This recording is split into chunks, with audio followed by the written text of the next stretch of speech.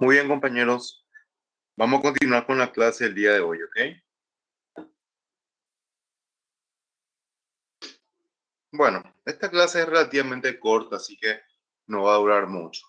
Ya la clase del jueves ya es un poquitito más larga, les cuento. Vamos a hablar entonces ahora de específicamente mala absorción, pero enfocado prácticamente todo en lo que sería la enfermedad celíaca, ¿sí?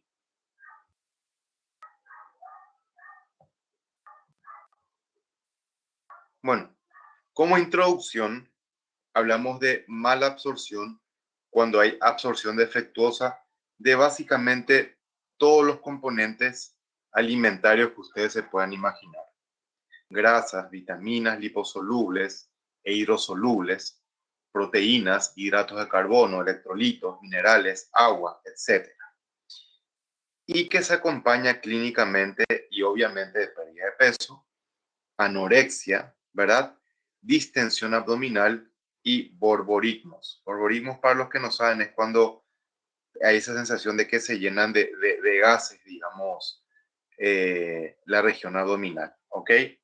Y, o sea, en realidad, los borborismos son los sonidos producto de que nuestra cavidad abdominal se llena de gases, ¿ok? Bueno, ¿por qué debería tener anorexia un paciente con síndrome de mala absorción? Porque obviamente estos pacientes, aunque acá no dice, se acompañan de diarrea, ¿verdad? Y la anorexia justamente viene de que el paciente sabe que lo que va a comer le va a dar diarrea, entonces crea como una especie de rechazo natural a la alimentación, ¿ok? Les digo porque uno espera que si uno está perdiendo una cantidad importante de nutrientes por la mala absorción, por la carencia mismo se supone que uno debería de comer más para compensar esa carencia o debería tener ganas de comer más, pero en la práctica no es así, ¿ok? ¿Qué es la esteatorrea? Es cuando tenemos diarrea mezclada, ¿ok? Lo cual produce heces de tamaño muy voluminoso, de aspecto, un color amarillento muy característico y además, aunque no menciona, extremadamente malolientas, ¿verdad? Son sumamente, digamos, realmente un olor nauseabundo tiene la esteatorrea, les cuento, ¿sí? Bueno, más frecuentes, digamos, ¿cuáles son los estados de mala absorción más frecuentes? La enfermedad celíaca, la más frecuente de todas, la enfermedad de Crohn cuando afecta las zonas del intestino que producen mayor absorción de alimentos, dijimos duodeno y ayuno proximal, y la insuficiencia pancreática, que puede ser, por ejemplo, en la pancreatitis crónica, que vamos a estudiar también este año, en la cual justamente la carencia de enzimas pancreáticas hace que tengamos una mala digestión de alimentos en la luz del intestino y crea este problema también. ¿Ok? En este caso, el problema de mala absorción es un problema secundario a una glándula anexa del tubo digestivo.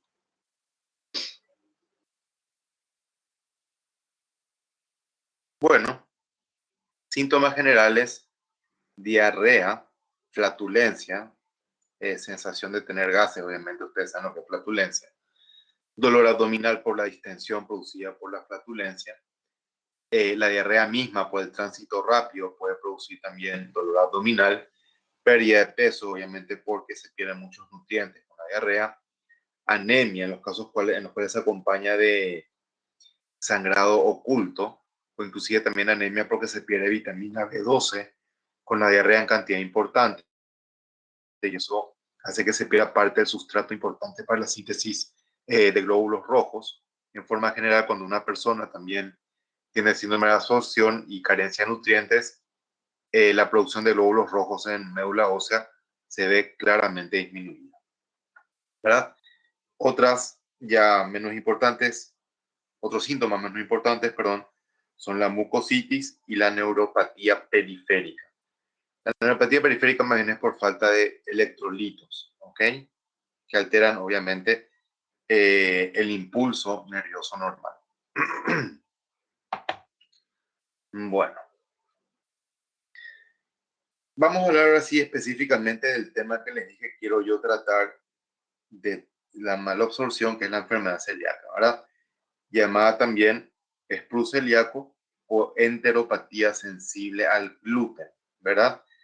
Eh, Sabemos de que el gluten es un componente importante de muchos tipos de alimentos, por ejemplo, el trigo, el centeno, los cereales, etcétera, tienen gluten. La cebada tiene gluten también. Qué pena para los que toman cerveza, ¿verdad? Me excluyo, obviamente. Eh, y causa justamente esa sensibilidad al gluten, una respuesta inmunitaria violenta que se ve sobre todo en el duodeno, creando justamente por alteración de la mucosa a este nivel, como vamos a explicar más adelante, un síndrome de mala absorción. Es un mecanismo inmunitario, una respuesta inmune violenta en contra de la presencia de esta proteína o este componente de ciertos alimentos en la luz intestinal. ¿Ok? Bueno, muy bien. Es bastante frecuente, afecta en forma general al 0,6 hasta el 1% de toda la población general. En otros países puede verse una persona afectada por cada 200 a 300 habitantes. Hoy por hoy, por motivos que realmente no sé explicar a ciencia cierta, se ve mucha enfermedad celíaca, ¿sí? Quizás tenga que ver con que se mejoraron los, digamos, métodos diagnósticos, ¿verdad? O quizás hay algún otro efecto ajeno a lo que estoy mencionando, por lo cual pueda haber aumentado la incidencia de esta enfermedad. ¿Ok? La enfermedad celíaca, como es una enfermedad de tipo inmunitaria, se puede asociar también con enfermedades autoinmunes, ¿verdad? Entre ellas gastritis y colitis linfocítica, ¿verdad? Diabetes tipo 1, que se da en pacientes más jóvenes, que es autoinmune. El síndrome de Sjögren, que afecta principalmente las glándulas salivales, así como también las glándulas lacrimales, pero puede ser sistémica y afectar inclusive los pulmones, llevando a la muerte del paciente en muchos de esos casos.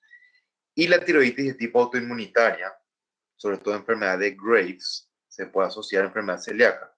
También lo puede hacer la tiroides de Hashimoto, que nuevamente les repito, vamos a estudiar en su momento. Ok, compañeros que están escribiendo, vamos a ver qué quieren preguntar. Dejaron de escribir, así que continuamos. Bueno, muy bien. Los anticuerpos que característicamente se ven o se tienen que detectar en sangre para hacer el diagnóstico, primero y más que nada el anticuerpo anticliadina, ¿verdad? Que como ustedes pueden notar, es justamente el anticuerpo producido en contra de esa proteína que forma parte de los alimentos que mencionamos anteriormente, ¿verdad? También se puede utilizar el anticuerpo antitransglutaminasa, ¿verdad? Que no solamente sirve para detectar, digamos, la enfermedad celíaca, sino para también detectar otro tipo de enfermedades autoinmunes, ¿verdad? Corresponde la transglutaminasa a una enzima que suele formar parte de la saliva, ¿verdad? Es una inmunoglobulina de tipo A, para que ustedes sepan, que se ve frecuentemente, digamos, hay anticuerpos en contra de esa enzima digestiva y lleva justamente o nos ayuda a apoyar un diagnóstico de enfermedad celíaca también.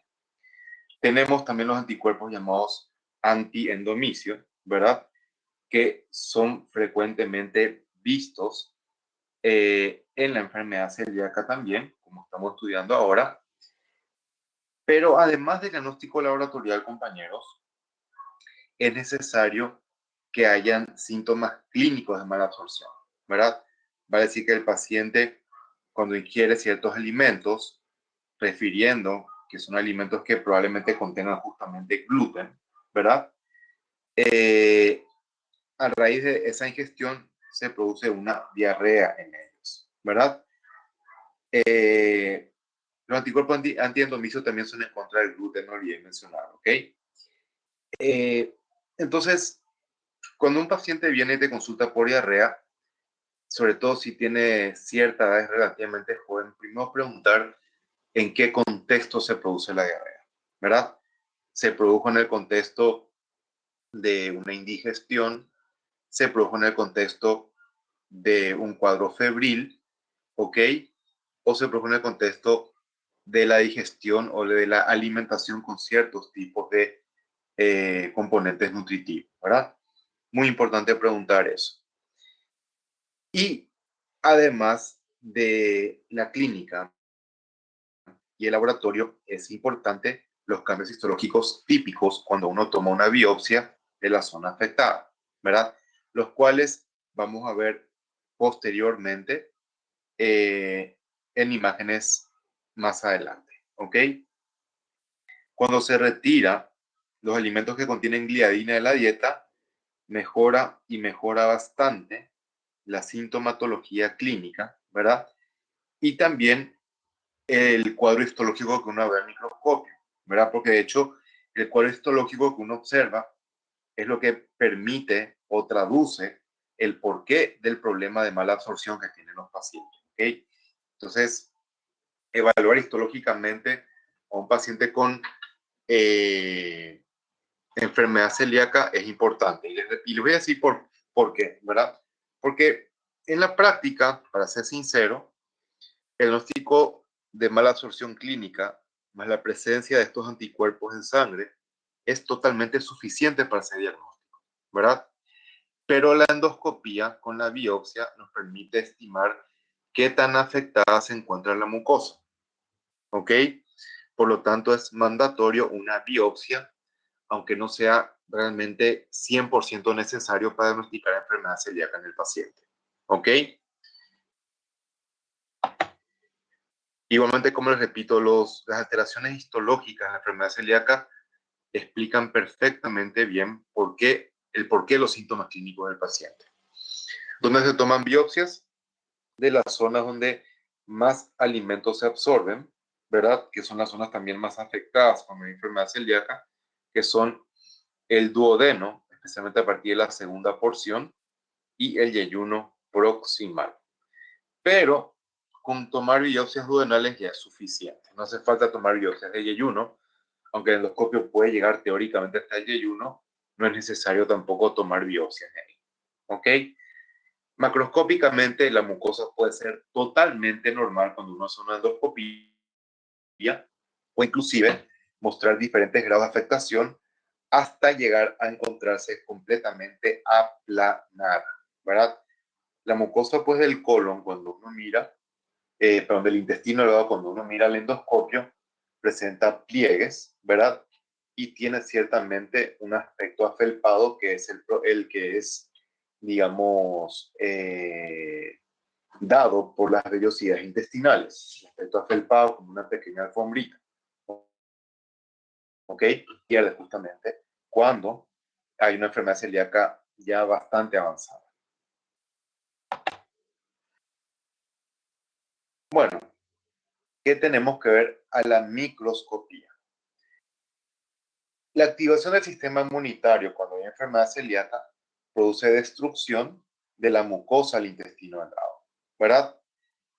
Y a esa destrucción del intestino delgado, en forma, digamos, refleja, le sigue una hiperplasia de las criptas, ya que la hiperplasia de las criptas lo que intenta es recomponer la mucosa del intestino delgado que se pierde por el proceso inflamatorio inmunitario, ¿ok? Pero la hiperplasia de las criptas es más bien un hallazgo histológico relativamente inespecífico.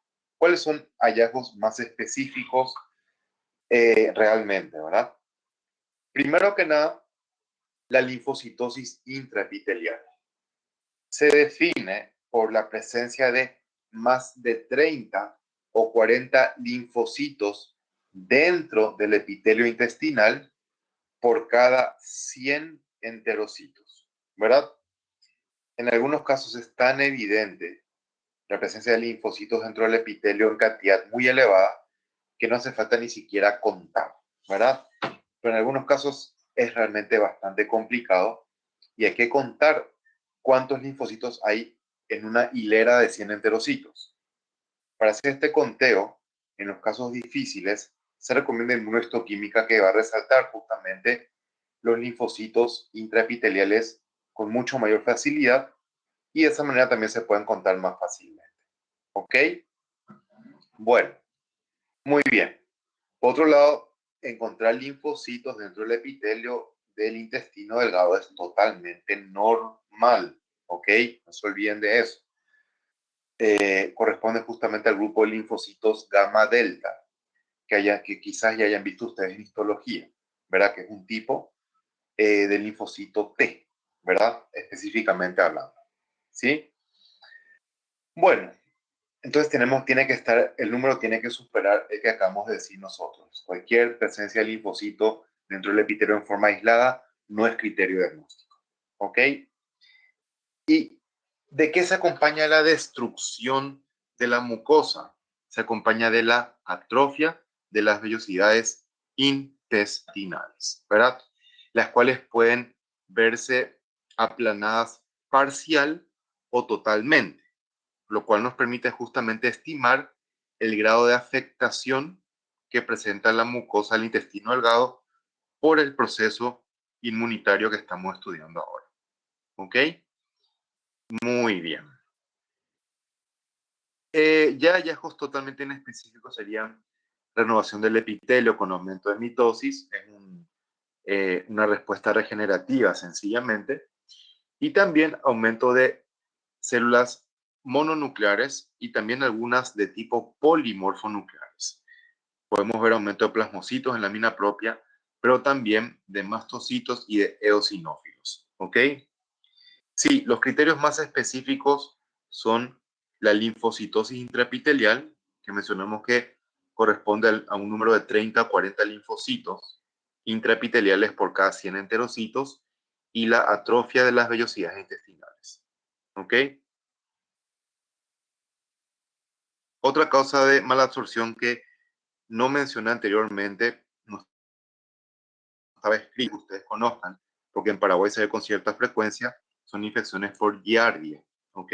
La giardiasis puede producir también mala absorción intestinal. Bueno, comparen el aspecto de las vellosidades intestinales a la izquierda con la derecha. Y fíjense ustedes cómo tenemos a la derecha, o a la izquierda, perdón, vellosidades intestinales largas, como tienen que observarse. Recuerden que las vellosidades intestinales son esas proyecciones digitiformes o en forma de dedos que tiene la mucosa. Vean cómo estas vellosidades se ven ausentes o muy cortitas, como en el caso de esta que estoy mostrando acá, en la superficie de la mucosa. ¿Ok? Entonces acá notamos que hay un aplanamiento importante de las vellosidades en la imagen del lado derecho comparando con la del lado izquierdo. ¿Por qué la mala absorción? Sencillamente porque las vellosidades intestinales forman parte de los elementos que amplifican la superficie de absorción intestinal. ¿Ok? 2 segunditos, por favor.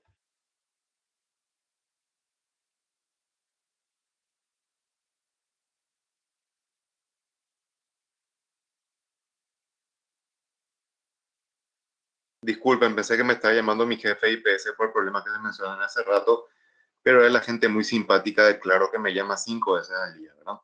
Obviamente, eh, le corto nomás ya cuando sé que es la gente de Claro. Y ya bloqueé todos los teléfonos de Claro. Igual nomás me siguen llegando llamadas. Por lo visto tienen innumerables líneas telefónicas porque con todo lo que ya bloqueé me sigue otra llamada. No hay forma, che. Bueno, ok. Disculpen por la interrupción, pero estoy pues pendiente del problema que tenemos en IPS, ¿sí? Ok. Bueno, en este caso sí que comparen ustedes la imagen del lado izquierdo con la imagen del lado derecho, ¿verdad? Y en el lado derecho casi podríamos decir de que si yo no sé qué es un intestino delgado, parece más bien un colon, porque en el lado derecho de la imagen no es que estén disminuidas nomás las vellosidades intestinales, sino que están totalmente ausentes. Hay un aplanamiento total de la mucosa superficial del intestino delgado ahí, ¿verdad? eso puede verse en etapas bastante avanzadas justamente de la enfermedad. ¿Ok? Bueno, vemos de cerca, en este caso, lo que llama la atención es que a nivel de la lámina propia hay un aumento bastante importante de células mononucleares.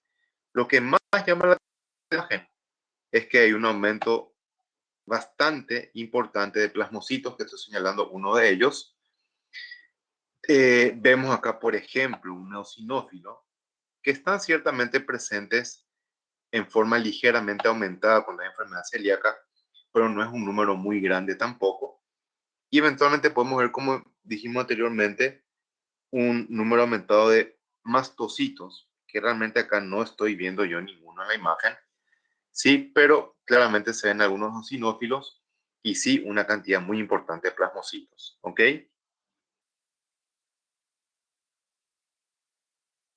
Bueno, nuevamente, aunque a este momento no se caracteriza del todo bien las células, notamos que la lámina propia por debajo del epitelio es muy celular y obviamente esto es a expensas de gran cantidad de células inflamatorias.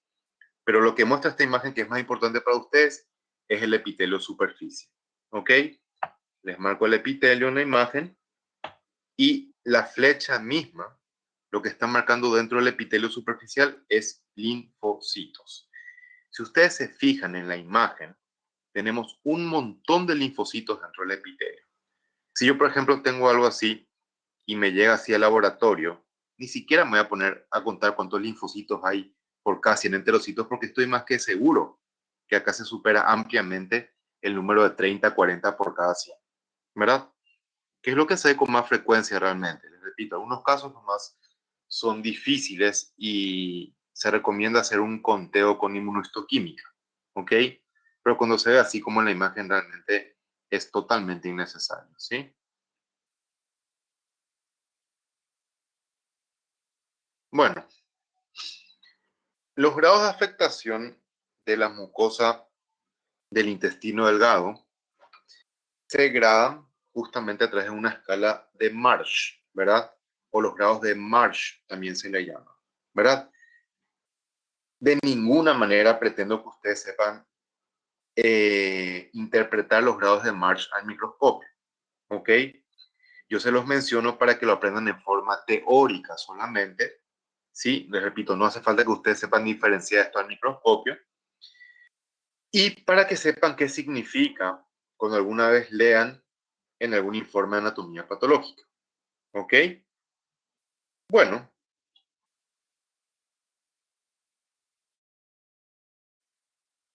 eh, cuando hablo de un Marsh 0, cuando histológicamente es totalmente normal la mucosa. Cuando hablo de que el Marsh es 1, ¿sí? Cuando aumenta la presencia de linfocitos intraepiteliales, ¿ok? En este caso, decimos que el número debe superar 20 linfocitos por cada 100 enterocitos. Pero esto debe estar presente como un hallazgo aislado, que significa que no debo de ver ninguna de las otras alteraciones, ni hiperplasia de las criptas, ni tampoco atrofia de las vellosidades intestinales. ¿Ok? Ya cuando aparece la hiperplasia de las criptas del Lieberkühn, vamos a ver de un March 2, ya les dije de que esto es un cambio más bien reactivo ante la destrucción de la mucosa. Y antes de hablar del March 3, le voy a responder a la compañera, el daño es reversible, compañera, ¿sí? El daño que estamos viendo es totalmente reversible y de hecho cuando uno retira el gluten de la dieta, la mucosa del intestino delgado se recupera prácticamente por completo, ¿ok? Bueno, obviamente esto es debido a la gran capacidad regenerativa que tiene el intestino delgado, ¿sí? Bien, eh, número 3 o Marsh grado 3 es cuando empezamos a ver ya atrofia de las vellosidades. Si es una atrofia leve, decimos que es un 3A, una atrofia importante pero no completa, decimos que es un Marsh 3B, y cuando la atrofia ya es completa, hablamos de un Marsh 3C. ¿Ok? El Marsh 4 en la práctica no tiene ninguna utilidad. O sea, hasta el 13 normalmente informamos nosotros, ¿sí? Porque la hipoplasia del intestino delgado en su arquitectura no es algo que se puede ver tanto al microscopio, sino más bien algo que se ve macroscópicamente. Entonces, repito, el patólogo no informa un March 4 prácticamente nunca, o nunca, en realidad. Les repito, esto que les muestro, no tengo ninguna intención que ustedes sepan diferenciar el microscopio, ¿ok? Por eso es que ni siquiera lo estoy mostrando. Es para que sepan qué significa si alguna vez leen ustedes un informe de anatomía patológica. Muy importante si son gastroenterólogos, sobre todas las cosas. ¿A alguien acá le interesa la gastroenterología? Una linda especialidad, les cuento. ¿Hay algún interesado acá?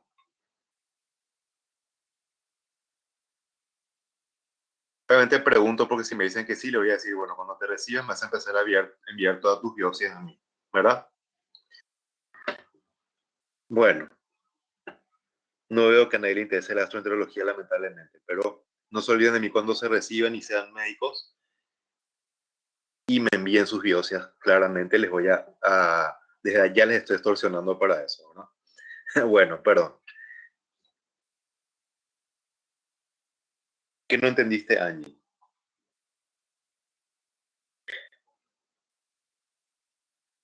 No sé si se escuchó entrecortado o qué.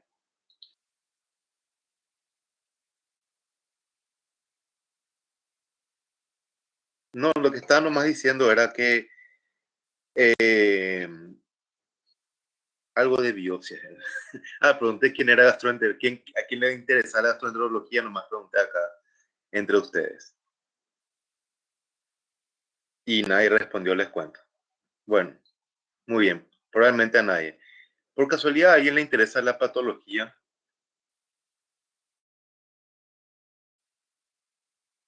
Yo con suerte encuentro una persona en cada curso que me dice que sí, pero en casi todos lados la gente me dice que no quiere saber nada de patología, ¿verdad? Es que en realidad la patología es una especialidad muy especial, ¿verdad? Porque teóricamente cuando uno estudia medicina no lo hace con la intención de no ver pacientes, ¿cierto? Casi todos estudiamos inicialmente con la intención de ver pacientes, ¿verdad? Ya por el camino yo me fui desviando porque me empezó más a gustar esta parte de la medicina, pero inicialmente yo cuando entré a la carrera de medicina no tenía ninguna intención de ser patólogo, después nomás me terminó gustando. Bueno, Jaime, yo tengo, hay dos compañeros, tres compañeros ya que les gusta, increíble. Creo que nunca había visto tres alumnos en un solo curso que le interesara la patología. Perfecto, muy bien. Cuatro ya, la pucha, está aumentando ya el número, ¿eh? Muy bien. Estudian mucho, les cuento si quieren hacer patología porque hay muy pocas plazas en CONAREN por año. A veces hay solamente una en todo el país, les cuento. Sí, entonces tienen que estudiar mucho si quieren entrar a hacer patología. Milagros es muy, obviamente, sincera, ¿verdad? Odio las imágenes al microscopio, ¿verdad? Sí, está bien. Cada quien tiene cosas que le gustan más, que no les gustan. Y si no te gusta el microscopio, es totalmente respetable, ¿verdad? Así mismo es. Muy bien. Bueno, cuando hablamos de la clínica de la enfermedad celíaca, nuevamente la aparición de la enfermedad es bastante variable.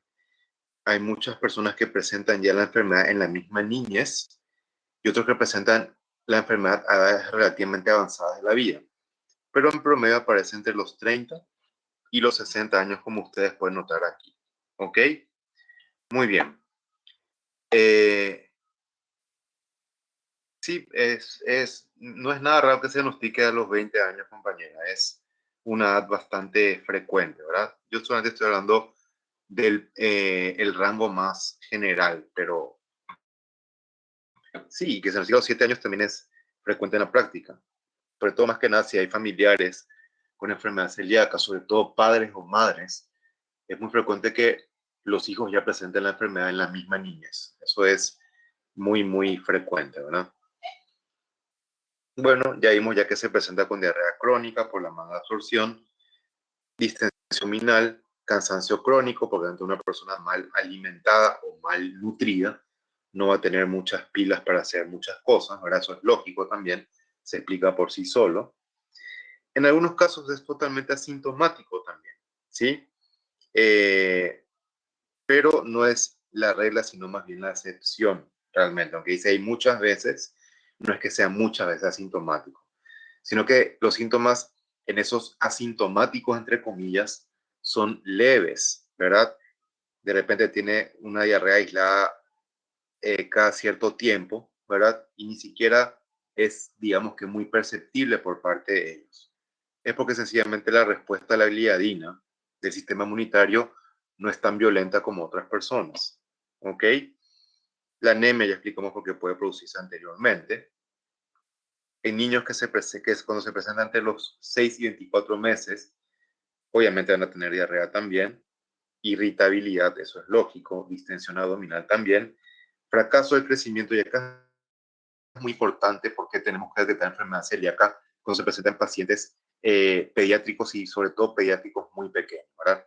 Porque la malnutrición va a afectar el crecimiento normal del paciente. Inclusive puede afectar también intelectualmente hablando al paciente. Entonces es necesario y sumamente necesario aprender a diagnosticar esto ya en pacientes pediátricos cuando son bien pequeños, ¿verdad? Dice, si tiroides Hashimoto tuvo la compañera, no es un factor, compañera, para relacionar celiaquía, eso quiero aclarar bien, sino que con frecuencia las enfermedades autoinmunes se presentan, digamos, más de una en un mismo paciente.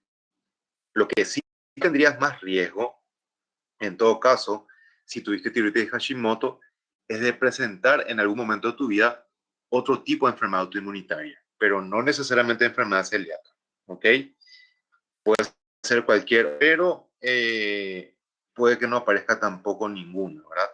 Estás con un mayor riesgo nomás que otras personas de presentar otra enfermedad autoinmune, pero te repito, de ninguna manera significa que vayas a presentarla sí o sí, ¿verdad? Es más probable, de hecho, que no presentes nada a que sí presentes algún otro tipo de enfermedad autoinmune, ¿sí? Eh, y similar, sobre todo si esa persona celíaca que comía lo que quería, está constantemente con diarrea, por supuesto que es perjudicial a largo plazo. Ni siquiera tan a largo plazo, a corto plazo también, ¿verdad? Pero depende exclusivamente de qué tan sintomatológica era esa persona que me decís que comía lo que quería, ¿verdad? Si la diarrea, ahora yo realmente te soy sincero, a no ser que seas, ¿verdad? Paciente anoréxico, ¿verdad? O con problemas de anorexia, no creo que te guste tener que estar constantemente con diarrea y por eso comes lo que querés. A la larga ocurre lo contrario. La diarrea te hace crear más bien una especie de aversión a las comidas que sabes que te van a causar ese problema y no vas a estar comiendo así, ¿verdad? No, no tengas miedo, Agustina. Como ejemplo son los que les puse. Se puede asociar con diabetes tipo 1, se puede asociar con enfermedad celíaca, se puede asociar con el síndrome de Sjögren que anteriormente explicamos. Como vos ya no tenés más, digamos que tiroides, no se asociaría con enfermedad de Graves, porque en tu caso ya no tenés, te repito, más tiroides, ¿verdad? Así que no, nada especial, no te vaya a preocupar. Eh, Como te digo, lo más probable es que no te pase absolutamente nada por frecuencia, ¿ok? Bueno, sí, está la FUPACEL, que ayuda a pacientes celíacos y familiares para informarse, ir a un listado de alimentos y productos libres de justamente de alimentos que contienen gliadina. Exactamente, muy bien. Sí, sí, conozco la FUPACEL, compañero. Sí, es muy importante. De hecho, cada vez tenemos en los supermercados eh, mayores, digamos, apartados para que uno pueda, digamos, elegir alimentos que sean específicamente para celíacos, ¿verdad? Y muchos de ellos de bastante buena calidad, ¿verdad? El problema que tenemos, y eso creo que es en todos lados, que los alimentos para celíacos son a veces muy caros también, ¿verdad? Y eso es medio argel también. Pero bueno, es lo que hay, ¿verdad? El paciente no presenta diarrea sí o sí como síntoma, Andrea, es el síntoma más frecuente. Pero como le dije, algunos pacientes son inclusive asintomáticos, algunos digo, no muchos como dice el slide, por favor, pero sí hay algunos que realmente son asintomáticos. Entonces, no es que sí o sí se presente, pero sí es el síntoma más frecuente. Hoy, dice pues, hoy en día el gluten es condenado por muchos nutrólogos, dice, ¿verdad? Nutricionistas, hace mal a todas las personas, solamente a quien tiene enfermedad celíaca. Hace mal, obviamente, a quien tiene enfermedad celíaca principalmente, ¿verdad? Hoy los nutricionistas condenan un montón de alimentos que anteriormente, digamos que, entre comillas, no tenían ni un problema, ¿verdad? Eso sucede que ahora sale gente sin decir nombres, totalmente para mí fuera de su cabeza, así que la leche es la pus de la vaca, ¿verdad? Y cosas por el estilo, ¿ok? Eh, pero muchos alimentos que contienen, digamos, gluten son, digamos, ricos en fibras y ayudan mucho también a la digestión por parte nuestra. Entonces yo no creo que sea tan así como mencionan muchos de ellos, ¿verdad? Obviamente que las fibras pueden encontrarse en otros alimentos, no solamente los que contienen gluten, ¿verdad?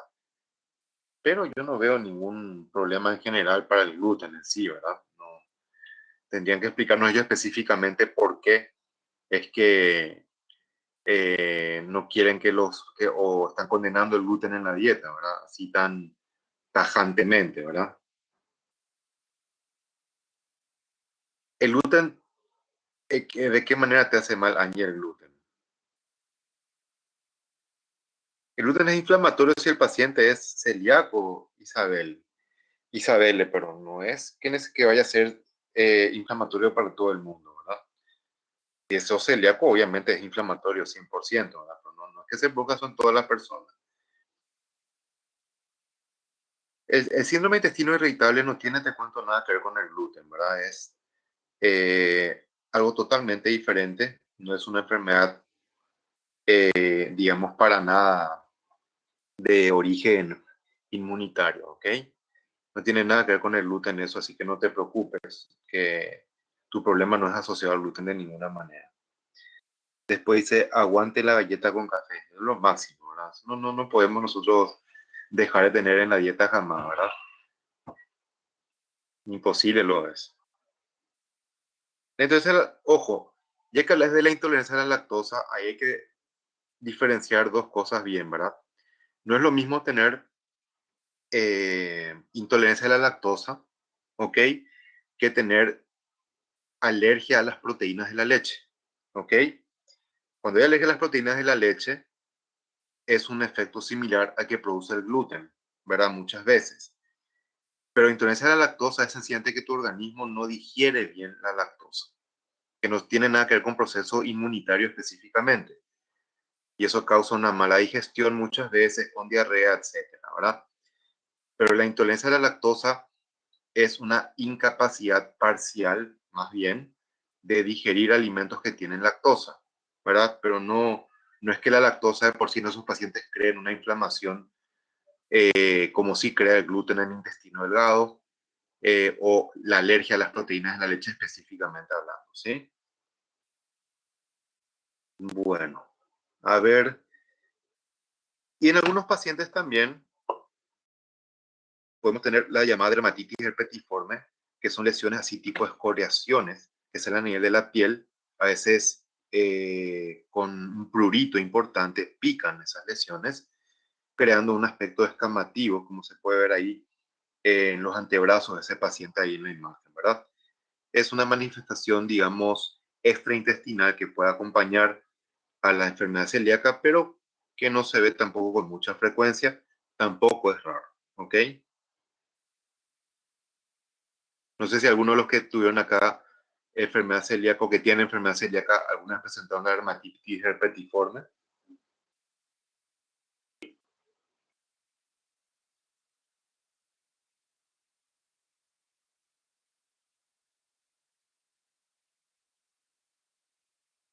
o no.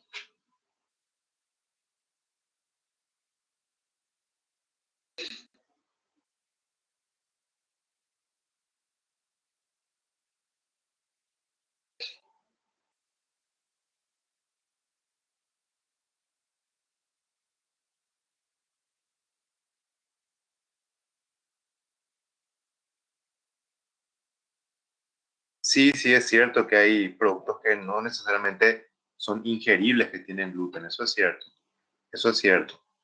Y hay que identificar aquellos medicamentos que tienen gluten como conservante porque obviamente van a estar contraindicados en pacientes con enfermedad celíaca, ¿cierto? Sí mismo es. Ahora, los maquillajes en sí no sé qué tanto problema pueden producir en el paciente, ¿verdad? No estoy enterado de eso específicamente, porque si se aplica a nivel de la piel, ¿por qué va a afectar a un paciente celíaco específicamente?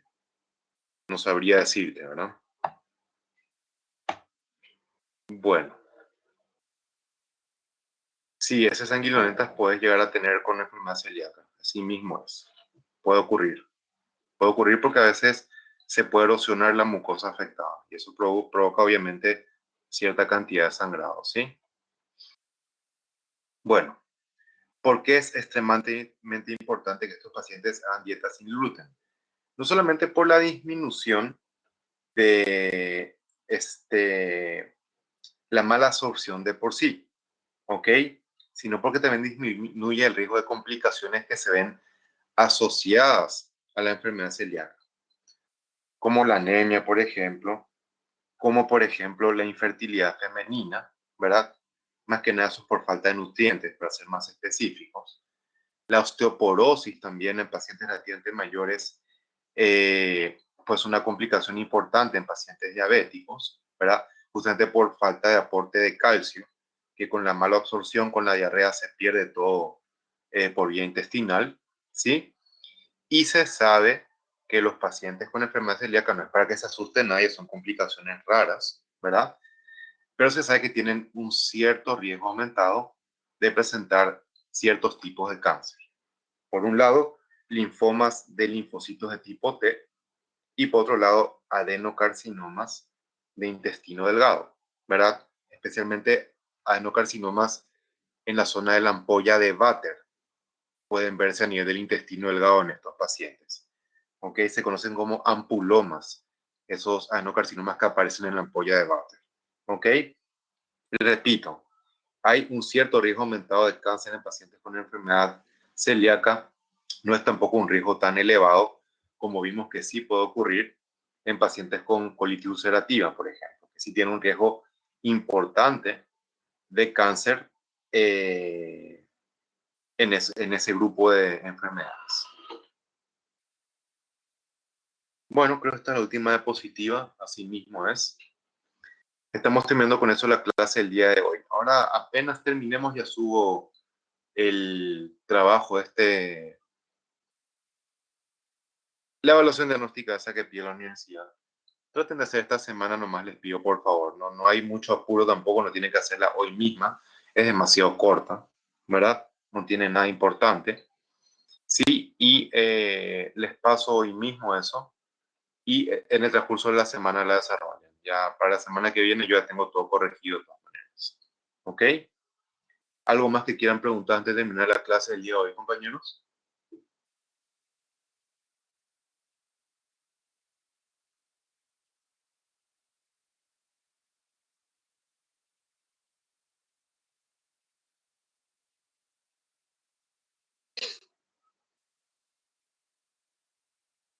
Bueno,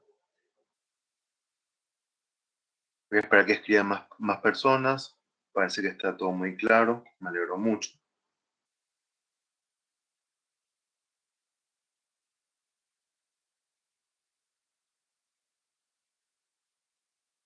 Bueno, me alegro entonces que haya sido todo muy claro. Como les dije, vamos a empezar a desarrollar la clase de pólipos gastrointestinales el jueves, ¿ok? Nos vemos entonces el jueves nuevamente. Bueno, esto de jornada. Que Dios los bendiga, cuídense mucho y estamos nuevamente viéndonos el jueves, ¿sí?